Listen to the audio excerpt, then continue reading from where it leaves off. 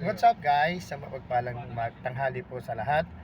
At narito po tayo ngayon at nag-iikot. Naghahanap tayo ng isang tao na maaari nating Justice, ano yung pinatay?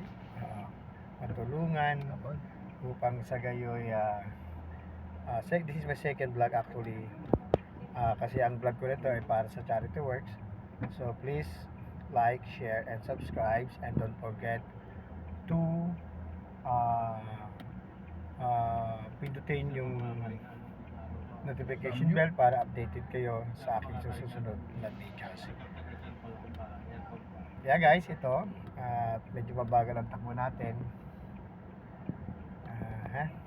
Masyado malinis ang kalsada. So far, actually guys, kaya ako nakapag-isip ng vlog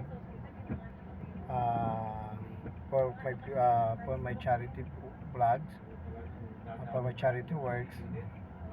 Isa po siguro instrumento ito upang marami tayong matulungan at maging malawak, at kung saan po tayo makarating yung tulong na gagawin po natin sa ating mga kababayan na nangangailangan ng lingap, lalong lalo na po yung mga mahal nating senior citizen, PWD, na mga hindi na po gaanong naaasikaso ng kanilang mga mahal sa buhay.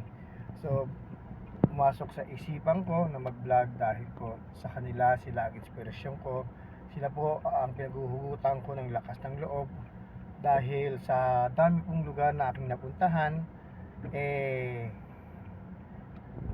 marami po akong nakikita na halos lahat po, lahat po ng ibang senior citizen natin na pag sila ito mandana, halos kalimutan na po sila ng kanilang mga masabuhay. Hindi naman po lahat, may mga ilan lamang po.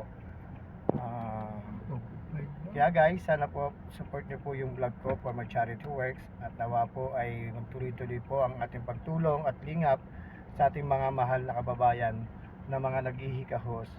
At gaya na sinabi ko, lalong-lalo na po yung mga senior citizen natin na mga nakatira sa tulay, sa kalye, at yung mga ibang beggars na nakikita natin dyan na nangangailangan ng tulong at suporta o lingap upang may padama natin sa kanila ang tunay na pagmamahal na kailanman hindi nila naranasan o hindi nila natikman.